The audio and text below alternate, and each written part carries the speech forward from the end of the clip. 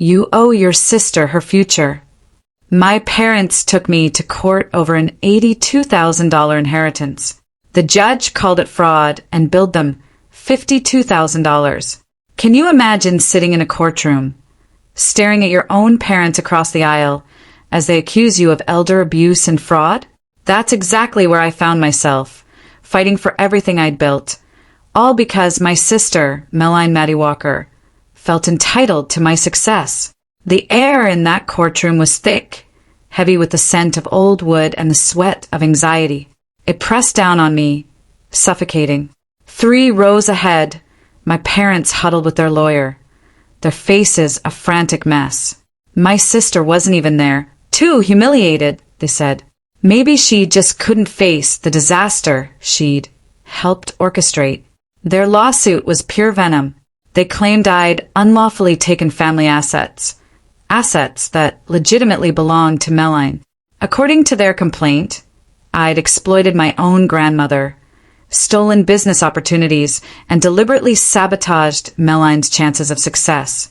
They demanded an astonishing $820,000, more than 4/5 of $1,000,000. It was so outlandish it felt like a bad movie plot. The truth? My grandmother, Eleanor Walker, had left me $82,000. Yes, I'd invested it well, but my successful business wasn't built on a windfall. It was built on years of relentless effort. Their math conveniently added up to me owing them the inheritance back, plus damages for Melline's lost earnings, as if her failure to launch a career was somehow my burden, my fault, my debt to repay. The sheer audacity of it all was breathtaking. The complaint was filled with ludicrous specifics. They claimed I'd poisoned Grandma Eleanor Walker against them by visiting her alone in the hospital, preventing other relatives from spending time with her. In reality, the hospital had open visiting hours. My parents had visited exactly twice in 4 weeks. They even alleged that I'd used secret family business information to gain an unfair advantage in my accounting profession. Secret information? My parents worked in pharmaceutical sales and dentistry practice management. Nothing, absolutely nothing, related to my client base or services. One piece of evidence suggested my company's performance proved I must have received additional, undisclosed income from Grandma Eleanor. Their logic? I was too young and inexperienced to achieve this level of success legitimately, so I must have cheated. That accusation stung, not because it was true, it wasn't, but because it echoed the self-doubt I'd battled for years. Perhaps I didn't deserve this achievement. Perhaps I'd just gotten lucky. Then I'd remember the 19-hour days, the $68,000 in student loans I repaid through sheer discipline, the years of sacrifice. Luck had precisely nothing to do with it. My name is Ethan Walker, and I'm 32 now. But this excruciating nightmare truly began 8 years ago, when everything I'd painstakingly built became a target. So, let me take you back a little. Growing up, my parents made their preferences abundantly clear, without ever having to say the words out loud. When Melline turned 14, she got the newly remodeled bedroom. I got the basement room, with a tiny window near the ceiling that barely let in any light. For her 17th birthday, a sleek, low-mileage car appeared in the driveway. I got a bicycle and a bus pass. When it came time to apply for college, they hired a private advisor for her. I filled out the FAFSA loan, hunched over a public library computer. Nobody ever sat me down and explained why things were the way they were. The inequality just existed, like gravity or the weather. My father made a good living selling pharmaceuticals, and my mother ran a dental office. They weren't wealthy, but they had enough to make different choices. They simply chose not to make those choices for me. At 16, I started bussing tables at a chain restaurant by the highway. The job was hot, greasy, and never-ending. My feet ached every night, but those paychecks were mine, and that was more important than comfort. I saved obsessively, keeping 72% of every dollar. While Melline spent her summers at leadership camps and beach vacations, I worked extra shifts and learned how to prepare bulk meals for less than $3.50 a dish. College became my escape route. I applied to 26 institutions, focusing on those with solid financial aid programs. When the acceptance letters arrived, I got into a reputable public university with a half scholarship. The remaining expenses would require loans, work study, and keeping my restaurant job. My parents went to Meline's graduation celebration that spring, a catered garden event complete with a DJ and personalized cupcakes. My mother sent me a card with $50 and a note scribbled in her hurried, almost illegible handwriting. Proud of you! The disparity hit me like a punch to the gut. University life meant 19-hour days. Classes from 8 a.m. to 3 p.m., then straight to the college dining hall where I worked until 9 p.m. Homework was crammed in between midnight and 3 a.m. most nights. I survived on coffee and pure, unadulterated spite. Honestly, the spite kept me sharper than the caffeine. Every time my roommate talked about her parents sending care packages or paying her credit card bills, that old rage would flare in my chest. I channeled it into my accounting classes, my job performance, every single decision I made. Meline, meanwhile, attended a private college 3 states away. Tuition was $48,000 a year. My parents covered everything. Her apartment, meal plan, spending money. She joined a sorority, studied communications, and shared countless photos from formal events and ski trips. I followed her life on social media, each post a painful reminder of a parallel reality where parental support existed. During my sophomore year, I started freelancing, basic bookkeeping for small businesses, tax prep for individuals, anything that paid. I found clients through online forums and local business associations. The work came in slowly at first, maybe $600 a month, but I was meticulous, quick, and inexpensive compared to established firms. Word spread. After 3 years, I was earning $2,300 a month on top of my regular jobs. Student loans felt like chains around my future. Even with subsidies and my current income, I was projected to graduate with $68,000 in debt. I looked at the repayment schedules, calculated how many years of minimum payments it would take. The number made me physically ill. So, I devised a plan: live impossibly cheaply, throw everything at the principal, finish this nightmare as quickly as humanly possible. My first post-graduation apartment was a studio in a rough neighborhood. $450 a month, utilities included. The building had insects and inconsistent heat, but I didn't care. I worked my accounting job from 6:30 a.m. to 3:30 p.m., then freelanced until midnight. Weekends were 13-hour days.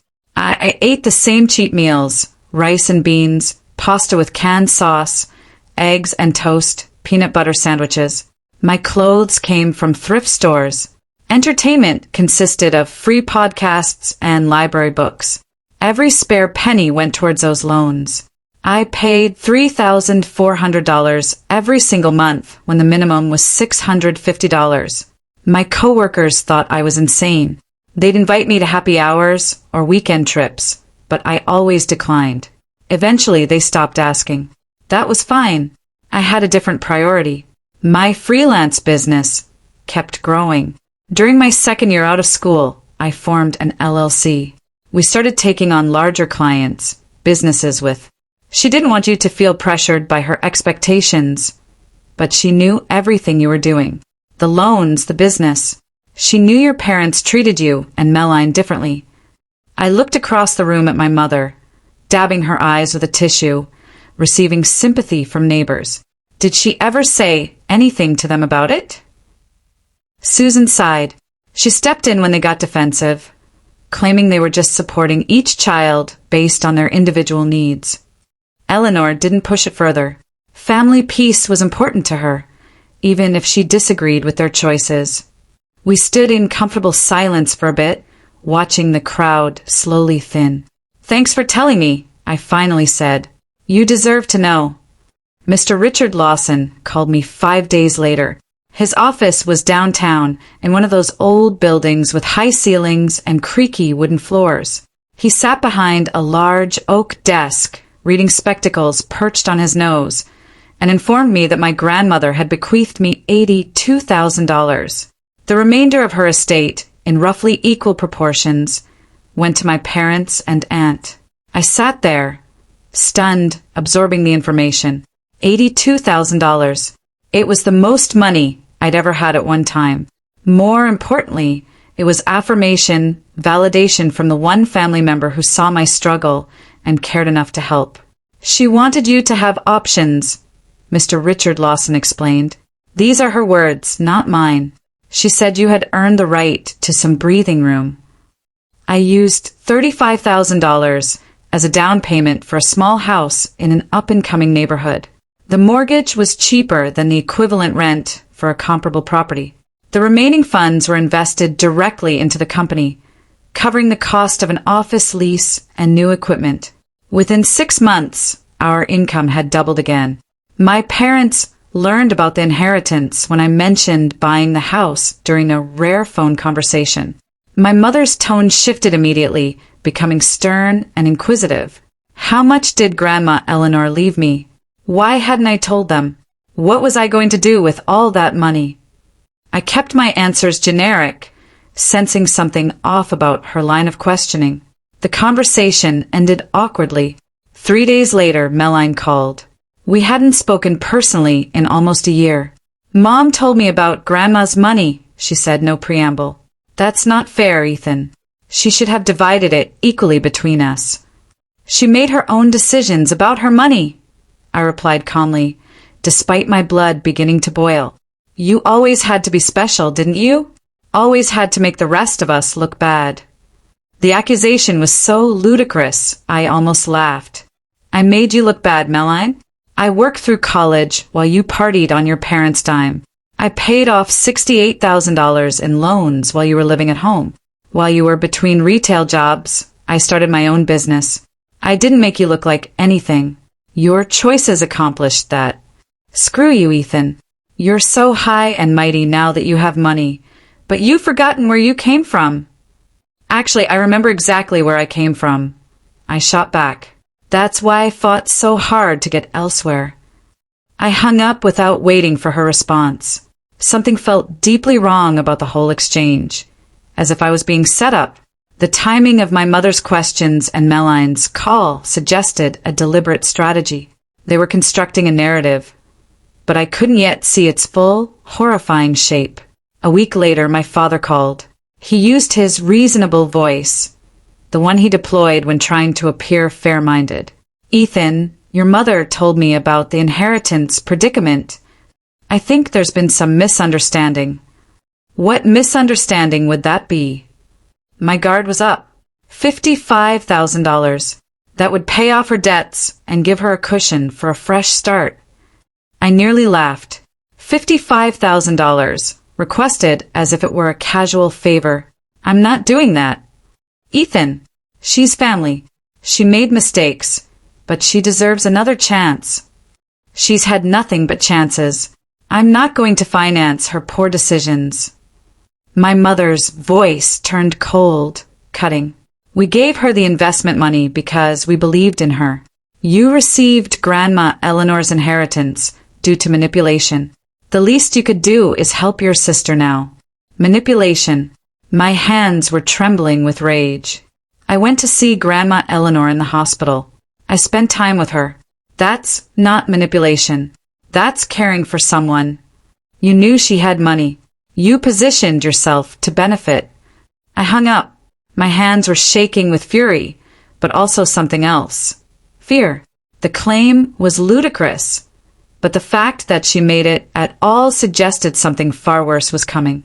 For weeks later, a letter arrived from an attorney's office I didn't recognize.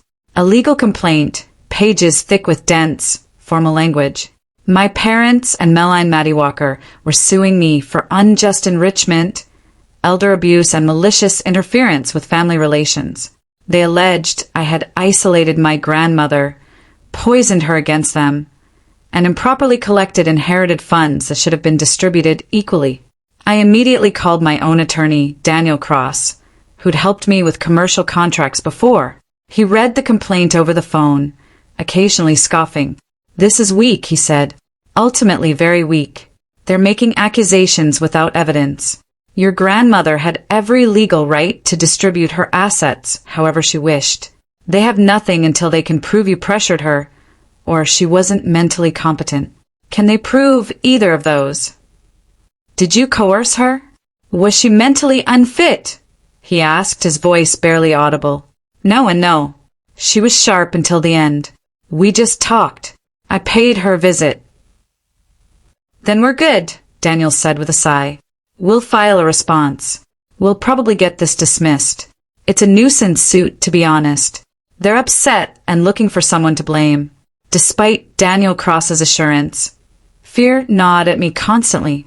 I'd wake at 3 a.m., my thoughts racing with worst-case scenarios. What if the judge believed their story? What if my achievement was interpreted as evidence of wrongdoing? What if the legal fees bankrupted the business I'd fought so hard to build? The first few weeks after receiving the complaint were particularly brutal. I'd be in client meetings, trying to focus on financial projections, while my mind slid into legal nightmares. Lauren Pierce noticed my distraction during a team meeting where I completely lost my train of thought. "Are you okay, boss?" she asked after everyone else had left. I considered deflecting, maintaining professional boundaries, but the stress was becoming unbearable, and pretending otherwise helped nobody. "Family lawsuit," I admitted with a wry smile. "They claim I manipulated my grandmother." Lauren's eyes widened. "That's absurd. What are you going to do?" "Fight it. Win it. Keep working through it. If you need anything," she said, her voice firm. "Extra hours, help with clients, anything that would help. We have your back." Her loyalty meant more than she probably understood. I had built a team that truly functioned as a team, something my original family had never achieved. These people, who knew comparatively little about me, offered more genuine support than I'd experienced in 30 years of family membership. The lawsuit dragged on for months. My parents' attorney, a shady man named Harold Whitman, filed motion after motion, each more ludicrous than the last. They wanted my company records, claiming I'd used inherited funds to unjustly compete with Melline's business endeavors. They demanded my bank statements from the previous 7 years. They requested depositions from my staff, clients, even my landlord.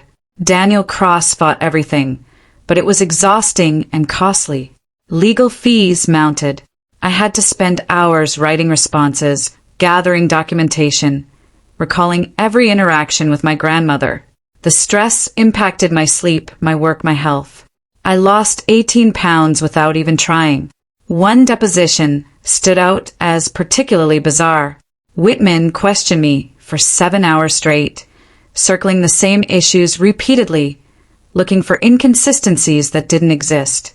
He'd ask about a hospital visit from 4 years ago, demanding specific times and conversation details. When I couldn't remember if I arrived at 2:20 p.m. or 2:40 p.m. on a random Tuesday, he'd act as if I'd lied. "So, you admit your timeline is unreliable?" he'd press, as if a 20-minute arrival window revealed a massive conspiracy. Daniel Cross would object, we'd go off the record, and return to more circular questions. At hour 4, I wanted to scream. By hour 7, I felt completely hollowed out. This was my family doing this. People who had known me my entire life, who had watched me grow up, who knew I was incapable of the manipulation they claimed. Yet here we were in a windowless conference room, acting out their desperate delusion. The worst part was the betrayal. My parents, the people who had given birth to me, were actively trying to destroy what I had built through nothing but hard work and dedication. They had prioritized Melline's comfort over basic fairness throughout my childhood, and now they sought to punish me for achieving despite their neglect. The discovery phase revealed the full scope of their financial issues. Melline was $78,000 in debt and teetering on bankruptcy. My parents had refinanced their home twice, the second time to pay off her MLM losses.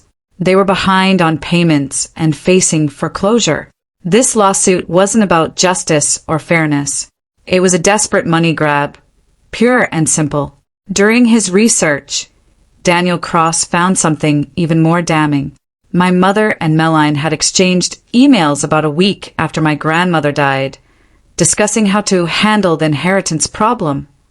They had been planning this since the very beginning, looking for ways to contest the will or blame me for their exclusion. Daniel Cross showed me the email chain. "We can use this," he said. "This proves they knew the bequest was legitimate but chose to fabricate a story anyway. It demolishes their credibility." The emails were damning in their casual cruelty. My mother had written, "If we can show Ethan isolated Eleanor from the family, we might have grounds for undue influence. We should document every instance of him monopolizing her time." Meline had responded, "What about the business? Can we claim he used her money to get an unfair advantage? That would explain why he's doing better than me." Reading my own family's plans to undermine my reputation felt surreal. These were people who had known me since infancy, who had witnessed my struggles and successes, who knew the truth about my relationship with Grandma Eleanor. Yet, they were willing to construct an entirely fictitious narrative because Meline's poor choices had unfavorable consequences. Daniel Cross meticulously prepared our defense, building a timeline that established my long-standing, deep relationship with Grandma Eleanor. He gathered evidence of Meline's limited contact with her, my parents' sporadic visits, and Grandma Eleanor's clear competence in legal and medical matters. Our argument wasn't just good, it was overwhelming, but the emotional toll kept climbing. I lost sleep, weight, and patience. Minor annoyances at work triggered huge frustration. I snapped at a vendor over a small billing issue, something I usually handled with calm professionalism. The tension was seeping into everything, infecting aspects of my life completely unrelated to the lawsuit. One evening, about 4 months before trial, I sat in my home office, staring at legal paperwork until the words blurred. My phone rang. It was Aunt Susan Miller. "I heard about the lawsuit," she said, no further explanation. "Your mother mentioned it, but she gave a very different version than what I believe is true. They claim I cheated Grandma Eleanor out of inheritance money meant for Meline." Susan was quiet for a long time. "That's despicable. Eleanor was very clear about her wishes. She explained plainly why she was leaving you that money. Would you be willing to testify to that?" "Absolutely. Whatever you need." Having Aunt Susan's support was an unexpected comfort. She represented continuity with the good parts of my family heritage, proof that not everyone had abandoned their moral compass. Daniel Cross immediately put her on our witness list. The trial date arrived 16 months after the initial complaint. I wore a conservative suit and sat beside Daniel Cross as the courtroom filled. My parents and Meline sat across the aisle with Harold Whitman. We did not acknowledge each other. The proceedings were technical and often boring, typical of legal disputes. Harold Whitman called my mother as his first witness. She testified about how close Meline and Grandma Eleanor had been, how I had unexpectedly started visiting the hospital, and how rare it was for Grandma to leave me such a significant sum. Daniel Cross's cross-examination was surgical.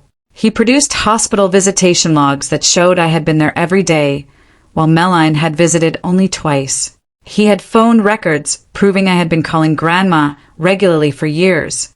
Mr. Richard Lawson testified about Grandma Eleanor's undeniable mental clarity and her explicitly stated preferences. My mother faltered under questioning, contradicting her previous statements and admitting she didn't know much about my relationship with Grandma. She looked smaller on the witness stand, desperate and cruel. Meline's testimony made matters even worse for their case. She admitted under oath that she'd never had a close relationship with Grandma Eleanor, that she was too busy to visit during her illness, and that she felt entitled to the money because she was struggling financially. "So, you believe your grandmother should have prioritized your debt over her own intentions for her estate?" Daniel Cross asked, his voice calm yet powerful. "That's not what I said," she mumbled. But you're suing your brother because your grandmother chose to help him over you, correct? He manipulated her.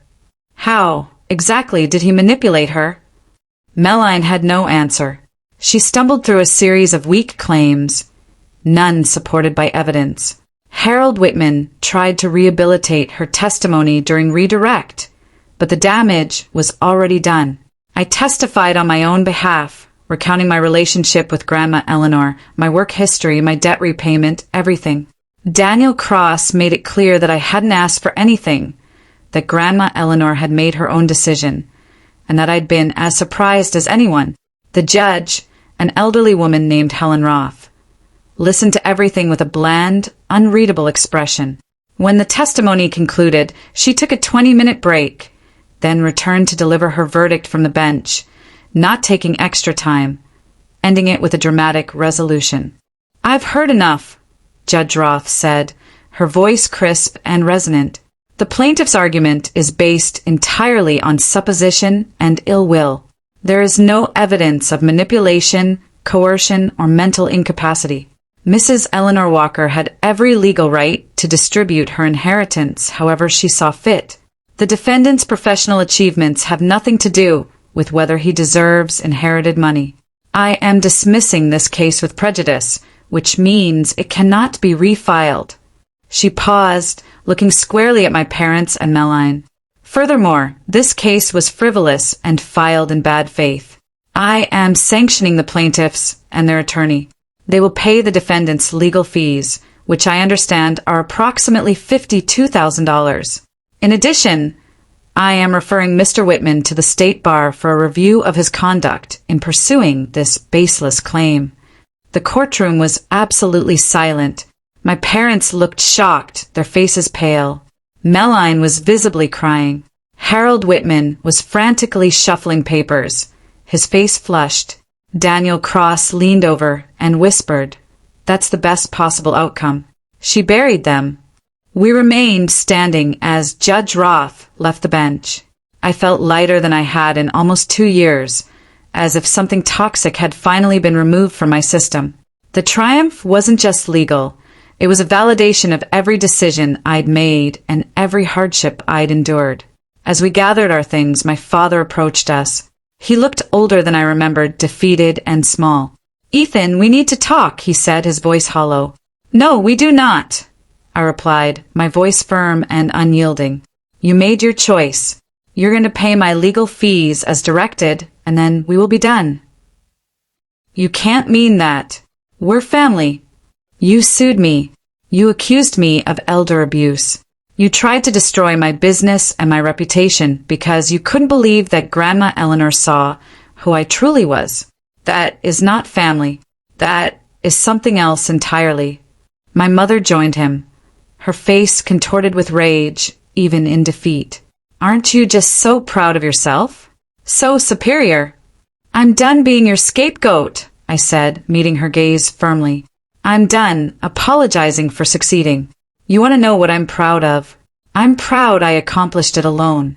I'm proud I didn't need you." I walked out with Daniel Cross, leaving them standing there, bewildered and broken.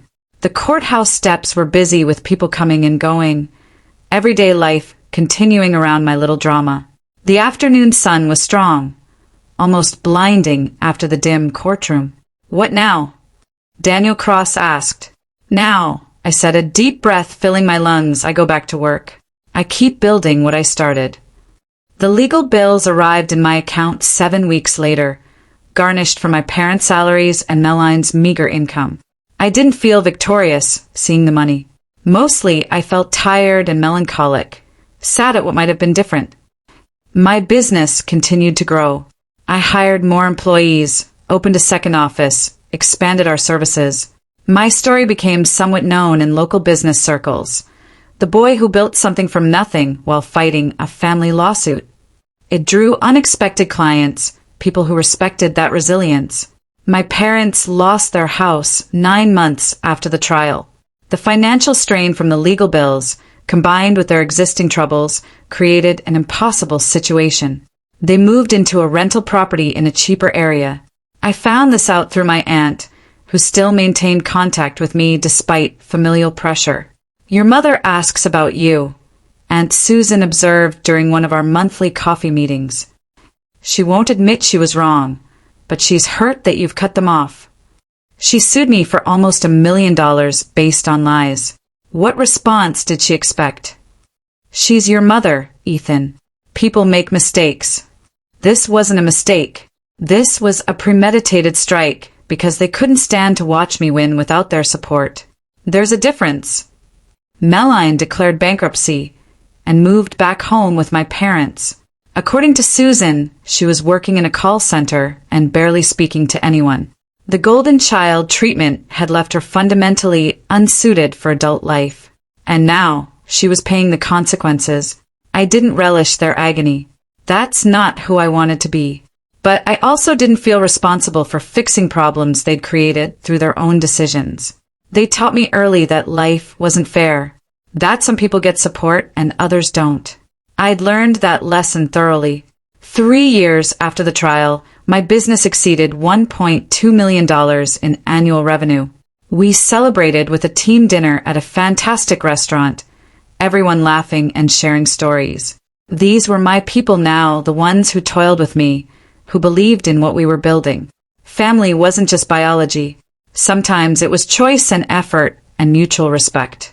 I bought a bigger house in a nicer neighborhood. Nothing extravagant, but comfortable and genuinely mine.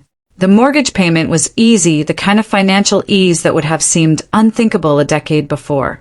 I furnished it gradually, buying things I genuinely liked instead of whatever was cheapest. Dating happened sometimes, but work remained my primary focus. I met someone named Emily Carter, a teacher with a sharp sense of humor and no patience for drama. We took things slow, building something authentic without rush. She knew my history, the family stuff, and respected how I'd handled it. "You're not cold," she observed once after I'd worried aloud about being too removed from my parents. "You're just done accepting unacceptable treatment. That's healthy, not cruel." 8 years after the trial, my business employed 47 people across 4 offices. We branched into financial advising and wealth management, serving hundreds of clients around the region. The success was consistent now, established rather than frenetic. I saw my mother once during that period, a chance encounter at a supermarket. She looked at me across the vegetable aisle, and for a second, something passed between us. Not reconciliation, precisely, but maybe recognition. She nodded slightly. I nodded back. Then we continued shopping independently. That felt about right. Acknowledgement without reconciliation. Respect for a shared history without pretending the damage hadn't occurred. Some breaks don't heal. Forcing them just creates more misery. Melline wrote me a note on my 32nd birthday. Short, handwritten, no return address. She apologized for the lawsuit, admitting she'd been envious and entitled. Said she was working on being a better person. She didn't ask for forgiveness or money or contact. She just wanted me to know she knew now what she'd done.